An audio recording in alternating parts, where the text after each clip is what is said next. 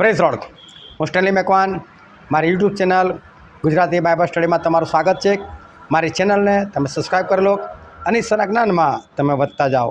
પતિ અને પત્ની આ બે સૌથી નજીકનો સંબંધ ધરાવે છે અને પૃથ્વી પર સૌથી પહેલાં ઈશ્વરે જે સંબંધ સ્થાપેલો ને એ સંબંધ પતિ અને પત્નીનો સ્થાપેલો હતો। બહુ ધ્યાનથી સમજજો। ઈશ્વરે તમને કદી કોઈ મામા નહીં આપ્યા, તમને કોઈ કાકા નથી આપ્યા, તમને કોઈ નણંદ, તમને કોઈ ભાભી નથી આપી। ઈશ્વરે કોઈ પ્રકારના સંબંધો સ્થાપ્યા નથી। ઈશ્વરે ફક્ત એક જ સંબંધ સ્થાપ્યો અને એ તો પતિ અને પત્નીનો। એનાથી બાકીના બધા જે સંબંધો છે ને એ તો માણસોએ સ્થાપ્યા કે ભાઈ આ જો ભાભી કહેવાય, આ નણંદ કહેવાય, આ દિયર કહેવાય, આ દેરાણી કહેવાય, આ જેઠ કહેવાય, જેઠાણી કહેવાય, આ સાસુ કહેવાય, સસરા કહેવાય। પ્રભુ શું કદી કોઈને કીધું આ તમને હવાને બનાવી કીધું આ સાસુ સસરા, આ દિયર જેઠ ફલાણું ઢીકણું? એક જ સંબંધ સ્થાપેલો ને પતિ અને પત્ની। તો જે સંબંધ પ્રભુએ સ્થાપેલો છે પતિ અને પત્ની એ અદ્ભુત છે, એ સૌથી મોટો સંબંધ છે। અને એ જ પતિ પત્નીના સંબંધની અંદર શૈતાન આવે છે। જો એ લોકોની વચ્ચે પાપ લઈને આવે છે। આજે તમે જુઓ કે પતિ અને પત્ની વચ્ચે એ સૌથી વધારે શૈતાન કામ કરતો હશે, કેમ કે શૈતાન પરિવાર તોડવા માટે જ આવે છે। અને એવું ના થાય, કારણ કે શું થયેલું, હવા કોઈક ખૂણે કામ કરતી હતી અને આ આદમ કોઈક ખૂણે કામ કરતા હતા। કારણ કે તમે વાંચીને જ બતાવો તિમોથીના પત્રની અંદર, પહેલો તિમોથી તેનો 2 અધ્યાય અને હું વાંચું છું 11મી કલમથી।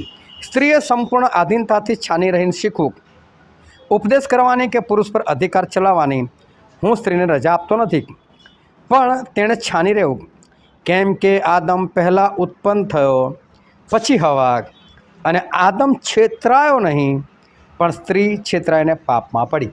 હવે સ્પષ્ટ લખેલું છે, સ્ત્રી છેતરાઈને પાપમાં પડી, આદમ નહોતો છેતરાયો। એનો મતલબ શૈતાન પહેલાં કોની પાસે આવેલો? આદમ પાસે। આદમ ભાગ, આ ફળ ખા, આ ફળ ખા, આદમ માન્યા જ નહીં। હવે જો આ સ્ત્રી આદમ સાથે હોય અને શૈતાન આવીને કહે સ્ત્રી આ ફળ ખા, તો ખાઈએ, શું આદમ એને ખાવા દે?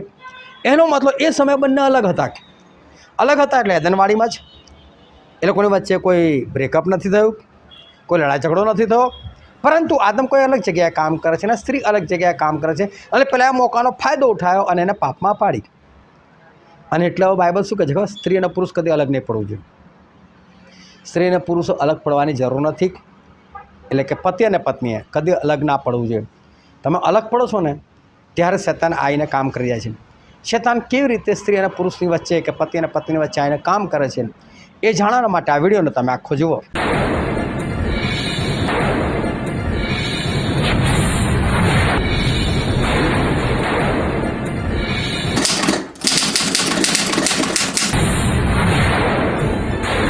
આજે છે તારીખ 6 ડિસેમ્બર 2025 સાલ અને રોજ વોટ્સએપ પર 10 સવાલ પૂછવામાં આવે છે એનો આ વિડીયો છે। અને કોરિન્થીયોનો પહેલો પત્ર અને તેનો 5, 6, 7, 8 અધ્યાયમાંથી આજે સવાલ પૂછવામાં આવ્યા છે। અને એનો પહેલો સવાલ એવો છે, ભાઈ ભાઈ પર ફરિયાદ કોની આગળ કરે છે? અને એનો જવાબ છે અવિશ્વાસીઓની આગળ। હવે અહીંયા જે ભાઈ ભાઈ લખેલું છે ને એ ઘરના ભાઈ ભાઈની વાત નથી કરી, આ વાત કરી છે મંડળીની અંદરના ભાઈઓની, કે પાસ્ટર છે એક બાપ છે અને બાકીના જે સભાસદો છે એ ભાઈ બહેન છે। તો એ લોકોની વચ્ચે એક વિશ્વાસીની વચ્ચે જો કશી તકરાર થઈ જાય, બની શકે બાય ચાન્સ કશું થઈ ગયું, તો એવા સમયે શું ફરિયાદ બહાર લઈને જવાનું? શું એવા સમયે ફરિયાદ કરવા માટે કોઈ કોર્ટમાં જવાનું? શું આજે ચર્ચની અંદર અને કહેવાતા વિશ્વાસીઓની અંદર કોર્ટ કેસ હોય? અને બાય ચાન્સ લડાઈ ઝઘડા થઈ જાય તો શું કરવાનું? વિશ્વાસીઓ પાસે જવાનું, મંડળી પાસે જવાનું, મંડળીના વડીલો પાસે જવાનું, છેલ્લે પાસ્ટર પાસે જવાનું અને સમાધાન કરી લેવાનું। પરંતુ ઈશ્વર આવી છૂટ નથી આપતા કે વિશ્વાસીઓ એ અવિશ્વાસી પાસે જાય અને ત્યાં જઈને એ લોકો ફરિયાદ આપે, એ યોગ્ય નથી। તમને કોઈની પણ સાથે તકરાર હોય તમારા સેવકને મળો અને સેવકને પૂછ્યા આગળ કોઈ કામ ના કરો તો કદી તકરાર થશે જ નહીં, પણ સેવકને પૂછ્યા આગળ કરશો તો તકરાર થઈ શકવાના પૂરેપૂરા ચાન્સ છે, સંભાવના છે। અને માટે હંમેશા તમારા સેવક પાસ્ટરને આધીન થઈને કામ કરો। બીજો પ્રશ્ન છે, પતિએ કોની પ્રત્યે પોતાની ફરજ બજાવી? અને એનો જવાબ છે પોતાની પત્ની। પતિની ફરજ પોતાની પત્ની તરફ હોય છે, બીજાની પત્ની તરફ નહીં। એટલે બીજાની પત્ની તરફ પુરુષો ધ્યાન ના રાખે, પોતાની પત્ની તરફ ધ્યાન રાખે કે પોતાની પત્ની પ્રત્યે ફરજ બજાવી। હવે જો પતિની ફરજ શું છે, તો પતિની ફરજ એ છે, તમને બાઇબલમાંથી વાંચીને બતાવો, 1 Peter 3 અધ્યાય 7મી કલમ. અહીંયા એવું લખેલું છે, એ જ પ્રમાણે પતિઓ સ્ત્રી નબળું પાત્ર છે એમ જાણીને તેની સાથે સમજણપૂર્વક રહો, અને તમે તેઓની સાથે જીવનની કૃપાના સહવારસો એમ ગણીને તેને માન આપો કે જેથી તમારી પ્રાર્થનાઓ અટકાવવામાં ના આવે. પુરુષને એવું કહેવામાં આવ્યું છે કે સ્ત્રી નબળું પાત્ર છે, એવું યાદ રાખો. એમ સમજીને એની સાથે સમજણપૂર્વક રહો, એને માન આપો. જો દરેક પુરુષે એટલે કે દરેક પતિએ પોતાની પત્ની સાથે સમજણપૂર્વક રહેવાનું છે, આ તેની ફરજ છે. એને કોની પ્રત્યે ફરજ અદા કરે? પોતાની પત્ની તરફ. તો પત્ની તરફ ફરજ શું છે? એને આદરમાન આપો, એને પ્રેમ કરો, એની સાથે સમજણપૂર્વક રહો. ફરી પાછું બીજું પણ વચન છે કે જે પતિ છે એની કઈ કઈ ફરજો છે હું તમને બતાવું. એફએસસી 5મો અધ્યાય અને 22મી કલમથી વાંચું છું. પત્નીઓ જેમ પ્રભુને તેમ પોતાના પતિઓને આધીન રહો, કેમ કે જેમ ખ્રિસ્ત મંડળીનું શિર છે તેમ પતિ એ પત્નીનું શિર છે, વળી ખ્રિસ્ત શરીરનો ત્રાતા છે. જેમ મંડળી ખ્રિસ્તને આધીન છે તેમ પત્નીઓએ સર્વ બાબતમાં પોતાના પતિઓને આધીન રહેવું. પતિઓ જેમ ખ્રિસ્તે મંડળી પર પ્રેમ રાખ્યો અને તેની ખાતર પોતાનું સારપણ કર્યું, તેમ તમે પોતાની પત્નીઓ પર પ્રેમ રાખો. જો પતિએ પત્નીને કેવો પ્રેમ કરવાનો? મરી જવા સુધી. એના માટે મરવાનું થાય ને તો મરી જવાનું. આ લડાઈ ઝઘડા કંકાસને એને હલકું પાત્ર નહીં ગણવાનું. એ ચંપલની જૂતી નથી તમારા, એ દુનિયા લોકો માને છે, કોઈક સમાજના લોકો માને છે, પરંતુ પ્રભુ એવું નથી કહેતા. એ તમારી પાંસળી છે, તમે એની સાથે સમજણપૂર્વક કરો, એને મરી જવા સુધીનો પ્રેમ કરો. એના માટે મરવું પડે તો મરવા માટે તૈયાર થાવ, એવો પ્રેમ એને કરો. પછી આગળ લખેલું તેની 28મી કલમ, એ જ પ્રમાણે પતિઓએ જેમ પોતાના શરીરો પર તેમ પોતાની પત્નીઓ પર પ્રેમ રાખવો જોઈએ. જે પોતાની પત્ની પર પ્રેમ રાખે છે તે પોતા પર પ્રેમ રાખે છે. કેવો પ્રેમ રાખવાનો? જેટલો પોતા પર કરે છે ને, સહેજ આગળ કહો બેસી જાય તો પત્નીને સહેજ થાય ને તો એકદમ પહોંચી જવાનું પત્ની પાસે, શું છે શું છે શું છે એમ કરીને એવો પ્રેમ એની સાથે રાખવાનો. પછી લખેલું છે આગળ કે કેમ કે કોઈ માણસ પોતાના દેહનો દ્વેષ કદી કરતો નથી, પણ તે તેનું પાલન પોષણ કરે છે, જેમ પ્રભુ મંડળીનું કરે છે તેમ. પતિની ફરજ આવે છે કે પત્નીનું પાલન પોષણ કરે. એક પત્નીને કમાઈ લાવીને ખવડાવવાની જવાબદારી, એની દરેક જરૂરિયાતો પૂરી કરવાની જવાબદારી એક પતિની છે, યાદ રાખો. આ તો આધુનિક જમાનો આવી ગયો ને, પત્ની કમાવા લાગી, બાકી પત્નીની ફરજ છે જ નહીં કમાવાની. હા, એ તમને મદદરૂપ થાય ને કમાય વસ્તુ અલગ છે, પરંતુ એ પત્નીની ફરજમાં નથી આવતું. પરંતુ પતિ એને ખવડાવવાનું છે અને પતિની ફરજ છે, આટલું યાદ રાખવું. અને એમ જ જો પતિની ફરજ છે તો પત્નીની પણ ફરજ છે. અને બાઇબલમાં વાંચું છું ફરી એકવાર, આ જ એફએસસીનો પત્ર તેનો 5મો અધ્યાય અને 22મી કલમથી, પત્નીઓ જેમ પ્રભુને તેમ પોતાના પતિઓને આધીન રહો. પત્નીએ શું કરવાનું? પતિને આધીન રહેવાનું. પણ કઈ બાબતમાં? તો જો શું લખેલું છે, કેમ કે જેમ ખ્રિસ્ત મંડળીનું શિર છે તેમ પતિ પત્નીનું શિર છે, વળી ખ્રિસ્ત શરીરનો ત્રાતા છે. કેમ પતિને માથું કહેવામાં આવ્યું? શિર એટલે માથું. તો માથાની અંદર મગજ હોય અને મગજથી આખું શરીર ચાલે. આ મગજ હાથની કે ચાલ પકડી લે ગ્લાસ, એટલે ગ્લાસ પકડી લે. એ પગને હુકમ કરે ચાલ ચાલ, એટલે પગ ચાલવા લાગે. એટલે આખું શરીર જે હેન્ડલ થાય છે ને એ મગજથી થાય છે. તો પ્રભુ શું કહે છે કે પત્નીનું મગજ કોણ? પતિ. પતિ જેટલું કરે એટલું જ કરવાનું, ના પાડે તો નહીં કરવાનું, કરે તો કરવાનું, જેટલું કહે એટલું જ કરવાનું. અને પછી આગળ શું લખેલું છે, જેમ મંડળી ખ્રિસ્તને આધીન છે તેમ પત્નીઓએ સર્વ બાબતમાં પોતાના પતિને આધીન રહેવું. સર્વ બાબતમાં પત્ની આધીન રહેવું, આ પત્નીની પણ ફરજ છે. તો આ રીતે ઈશ્વર પતિ અને પત્નીને એક કરવાની વાત કરે છે. પછીનો પ્રશ્ન છે, સમય થોડો રહેલો છે માટે જેઓ પરણેલા છે તેઓ હવેથી કેવા થાય? તેનો જવાબ હતો, વગર પરણેલા જેવા. એવું નથી ને કુંવારા થાય, વગર પરણેલા જેવા. એટલે કુંવારા થવું ને, વગર પરણેલો કુંવારો જ નહીં, પરંતુ શું કહું? વગર પરણેલા જેવા. તમે કુંવારા નથી. તો બાઇબલ એવું કહે છે કે સમય થોડો રહેલો છે માટે જેઓ પરણેલા છે તેઓ હવે કેવા થાય? જો તમે પતિ પત્ની છો, તમે પરણેલા છો, તો હવે તમારે કેવી રીતે રહેવાનું છે?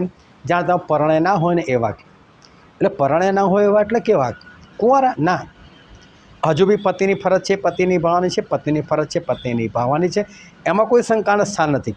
પરંતુ તમારા જીવનમાં સર્વપ્રથમ સ્થાન ઈશ્વરને આપો. એકબીજામાં એવા ના ખોવા જાઓ કે ઈશ્વર તમારાથી દૂર થઈ જાય અને તમે છેલ્લે નરકમાં પડો. એટલે હંમેશા ઈશ્વરના પ્રથમ સ્થાન. જો તમારે મિટિંગમાં જવાનું છે અને તમારી પત્ની કહે છે મારું માથું દુખે છે, તો એ સમયે એને ગોળી મારો. ભાઈ તને માથું દુખે છે તો કોઈ વાંધો નહીં, ચાલ તને મિટિંગમાં લઈ જાઉં, તો તારા માટે પ્રાર્થના થશે ને તને માથું મટી જશે, એમ એને કહું. કાં તો એને કહો ચલો હું તારા માટે પ્રાર્થના કરું છું, હમણાં તારું માથું મટી જશે, પણ મિટિંગમાં તો જવાનું છે. પણ જો તમે ઘરે બેસી ગયા પત્નીની જોડે, તો પ્રભુ કહે છે વગર પરણેલા જેવા થાવ. વિચારો કે તમારી પત્ની છે જ નહીં, જાઓ જો તારો મિટિંગની અંદર, પ્રભુને છોડીને પત્નીની પાછળ નહીં પડી રહેવાનું. એવી રીતે પત્નીએ પણ પ્રભુને છોડીને પતિ પાછળ નહીં વળગી રહેવાનું. જો પતિ બીમાર છે ને કે છે નથી જવાનું મિટિંગમાં, તો ના સાંભળો એનું. એને કહો ચાલ તું મારી જોડે, અને ત્યાં તારા માટે પ્રાર્થના થશે અને તું સાજો થઈ જઈશ. પરંતુ એવું તને જ થાય કે હું મિટિંગ છોડી દઉં, તો વગર પરણેલા જેવું થવું. એટલે જે પરણેલો ના હોય એને પત્ની હોય, જે પરણેલી ના હોય એને પતિ હોય, તો એ તો શું કરે, પોતાની રીતે જ ચાલે ને. એ પછી નથી તો પછી શું થાય, એમને એમ જ પતિ નથી ને પત્ની નથી તો બિંદાસી જાય ને. તો પ્રભુ એવું જ કહે છે કે સમય ઓછો છે ને, તમે વગર પરણેલા જેવા થાવ કે છે. એટલે કે ઈશ્વરને પ્રથમ સ્થાન આપો. પછીનો પ્રશ્ન છે, મારો ભાઈ ઠોકર ના ખાય એ માટે હું કદી પણ શું નહીં ખાઉં, અને એ છે માંસ. હવે જો દુનિયામાં છે ને અમુક લોકો એ કેવા છે, એ લોકો માંસ મચ્છી નથી ખાતા, એ લોકો એને પાપ ગણે છે. કેમ? જીવ હત્યા ના થાય એ તો પાપ છે, મારીને ખાવું પાપ છે. તમારા પેટની ભૂખ માટે કે તમારા જીભના સ્વાદ માટે તમે બકરાને મારી નાખો, તમે પાડાને મારી નાખો, તમે મરઘાને મારી નાખો, તમે માછલીને મારી નાખો, ખાઓ, સારું છે, આ તો પાપ કહેવાય. પરંતુ એવા લોકોને એ નથી ખબર કે તમે રીંગણ બટાકા લાવો ને, તો રીંગણમાં પણ જીવ છે ને બટાકામાં પણ જીવ, તમારે એને પણ મારીને જ ખાવાનું છે. એટલું કે એમાં લોહી નથી હોતું, આમાં લોહી દેખાડતું, હો લોહી નીકળું એમ થઈ જાય. એ લોકોને ખબર નથી, એ લોકોને અક્કલ નથી કે તમે જે બી ખાઓ છો ને બધામાં પ્રાણ છે, તમે કયું પણ વસ્તુ મારીને જ ખાઓ છો. ચાહે શાકભાજી હોય ચાહે પશુ હોય, પણ તમે મારીને જ ખાઓ છો. અને એટલે કશું પણ ખાવું એ ગુનો નથી, નોનવેજ ખાવું બી ગુનો નથી, અને વેજ ખાવું પણ ગુનો નથી. વેજ ખાવું બહુ સારું છે અને નોનવેજ ખાવું ખરાબ છે એવું કશું નથી. તમે બધું જ ખાઈ શકો, વેજ બી ખાઈ શકો, નોનવેજ બી ખાઈ શકો છો, બંને સરખું જ છે, બંનેમાં તમારે મારીને જ ખાવાનું છે. પણ તો અમુક લોકોને અક્કલ નથી, એટલે એવું સમજે છે કે નહીં ખાવું જોઈએ. હવે સમજો, મારી જ વાત કરું. એક ભાઈ હતો, અન્ય ધર્મીમાંથી વિશ્વાસમાં આવ્યો, અને વિશ્વાસમાં આવ્યો તો એ ગલ્લો ચલાવતો હતો, તમાકુ ને બધું વેચતા હતા. તો એને એકદમ ભાન થવાનાથી તો લોકોના શરીરને હાનિ પહોંચે છે, આવું મારે નથી વેચવું. પાછો નોનવેજ ખાતો હતો, એણે બંધ કરી દીધું કે ના જ્યારે હું આ નથી ખાતો, આ નથી વેચતો, તો પછી મારે કોઈનો જીવ લઈને શું કામ ખાવું જોઈએ. અને મને એને ઘરે પ્રાર્થના માટે બોલાવ્યો, અને સીધું સાદું ખાવાનું બનાવેલું મારા માટે, અને મને કીધું કે હું તો બનાવવાનો હતો પણ ના, હવે તો પાપ ના થાય, હવે તો હું ઈશ્વરને માનવા લાગ્યો. હવે જો હું એને સમય એવું કહેત ને, ના લા એવું કશું નથી, આપણે ખાઈ શકીએ છીએ, તો એને ધક્કો લાગત. ખરું, હું જેમાંથી આવ્યો ત્યાં તો એને પાપ ગણતા હતા, અને હવા મોટા દેવોને પાપ નથી ગણતા. એટલે જ્યારે સમજ પડે ત્યારની વાત ત્યારે છે, ધીરે ધીરે જેમ જેમ વિશ્વાસમાં આવશે એમ આગળ વધશે, અને સમજ પડશે ફરી ખાશે ત્યારની વાત ત્યારે. અત્યારે હું તોડી પાડું અને ઠોકર વાગે ને એવું કામ મારાથી ના થાય. તો જ્યારે આવી કોઈ વસ્તુ ને ત્યારે તમે પણ ના ખાઓ. તમારી સાથે કોઈ એવો વ્યક્તિ છે કે જે નવો નવો વિશ્વાસમાં આવ્યો છે, અને એવું માને છે કે જીવ હત્યા પાપ છે, તો એને સમજાવવા નહીં બેસવાનું, થોડો સમય ધીરજ રાખવાની, અને એની સામે તમારે નહીં ખાવાનું. બીજું શું છે? તો પ્રભુ કે જો કોઈ ઠોકર વાગતી ને તો તમે માંસ ના ખાવ કે છે. પછીનો પ્રશ્ન છે, તમે એકબીજા પર ફરિયાદ કરો છો એ શું છે? અને એનો છે ખરેખરી ખોડ. હવે જો તમે પ્રભુમાં છો, મંડળીમાં છો, અને તમે એકબીજાને એની તમે ફરિયાદ કરો, પેલા આમ કર્યું, પેલી તેમ કર્યું, અને તમે તમારા સેવકનો કોઈ પેલો આવું કરે છે, પેલો તેવું કરે છે, મને આમ બોલી ગયું, મને તેમ બોલી ગયું, આ કેટલું ખરાબ. તો વિશ્વાસીઓમાં આવું, અવિશ્વાસીઓની અંદર આવું થાય, પણ તમે વિશ્વાસમાં પ્રભુને માનનારા તમારા લોકોની અંદર આવું બધું થાય છે. આવું ના હોવું જોઈએ. બની શકે કોઈ વિશ્વાસી તમારું અહિત કરે ને, તો તમે એને એવું કહો, ભાઈ ગોડ બ્લેસ યુ, તમે સહન કરેલું નુકસાન સહન કરેલો કોઈ વાંધો નથી, માફ કરી દો.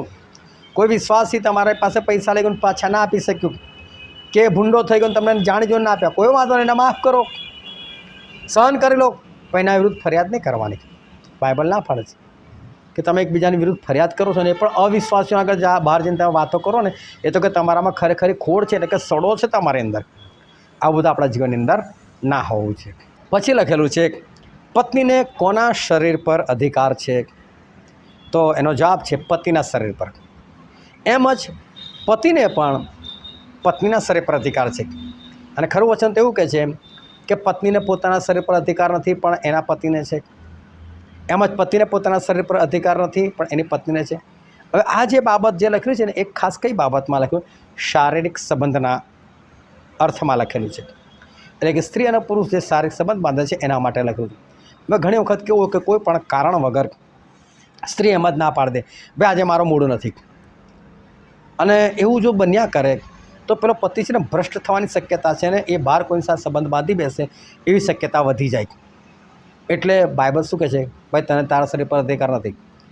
પતિ કે એટલે માની લેવાનું. એવી રીતે પતિ કદાચ બહાના કરે તો પણ એવું જ કે એને પોતાના શરીર પર અધિકાર નથી, પણ સ્ત્રીને છે. એટલે આ બાબતમાં કદી એકબીજાને ના નહીં પાડવી, જો કોઈ એવી બાબત ના હોય તો. પછીનો પ્રશ્ન છે, આ જગતનો વ્યવહાર કરનારા તેઓ જગતના વ્યવહારોમાં શાના જેવા ના થાય? તો કે તલ્લીન થઈ ગયેલા જેવા ના થાય. હવે છે ને આ દુનિયા પર બહુ બધા વ્યવહારો આવી ગયા છે, જ્યારે બાઇબલની અંદર એક પણ વ્યવહાર નથી.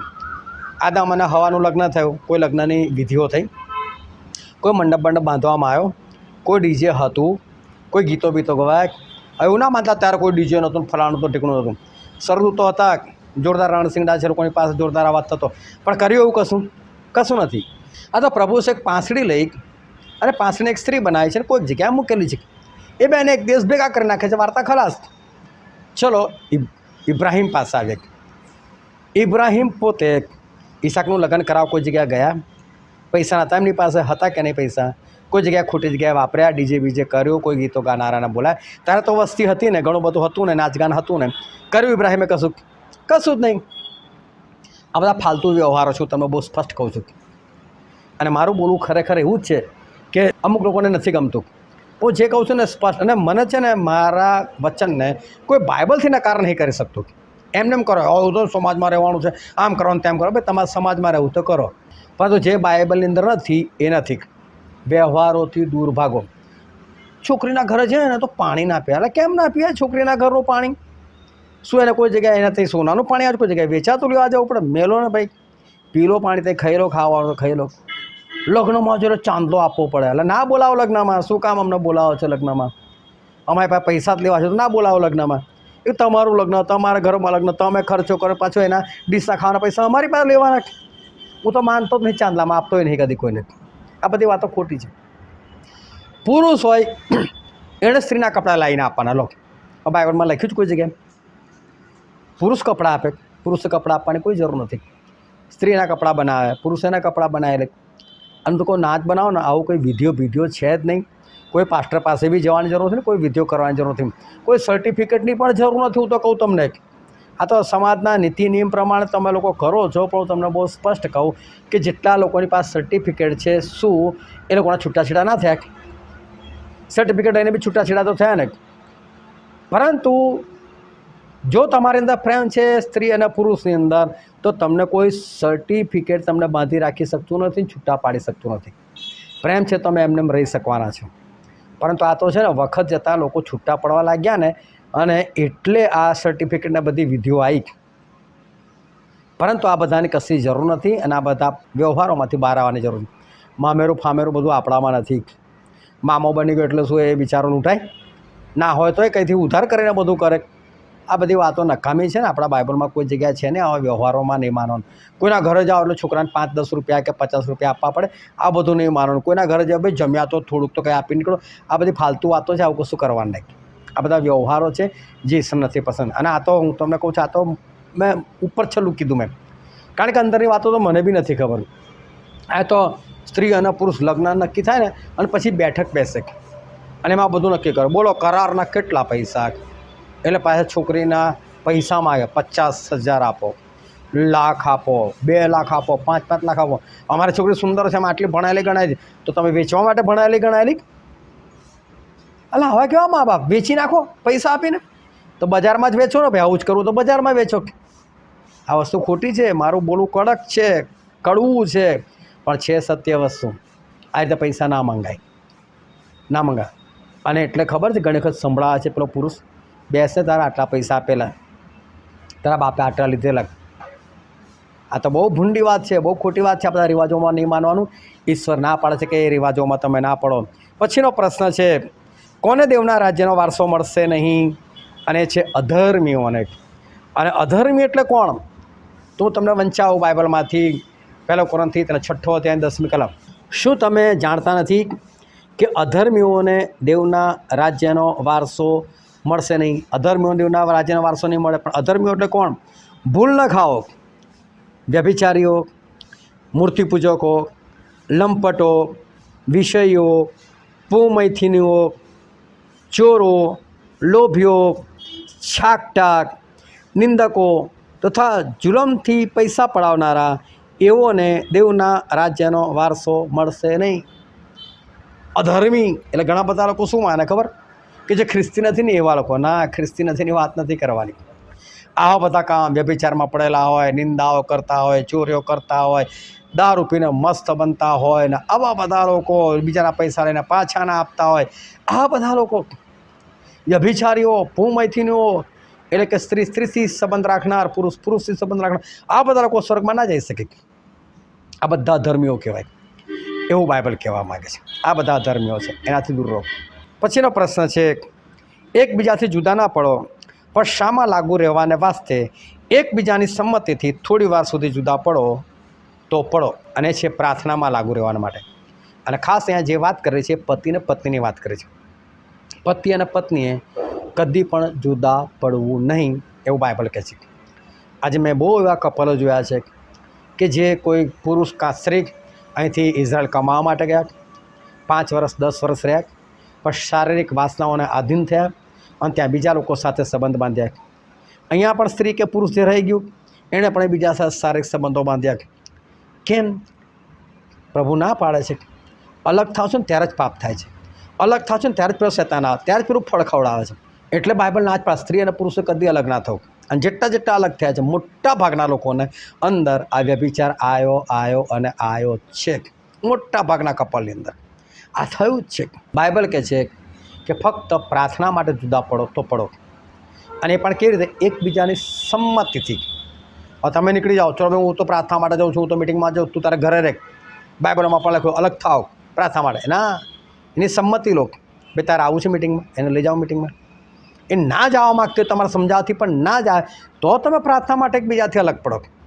બાકી નહીં અલગ પડવાનું. એને સમજાવવાની ચાલ ભાઈ તું બી પ્રાર્થનામાં, બંને સાથે જ જવાનું. કોઈ જગ્યાએ પ્રાર્થનામાં પણ શું કામ અલગ પડવાનું? તમારા સ્વર્ગમાં જવું તો એને સ્વર્ગમાં નહીં જવાનું.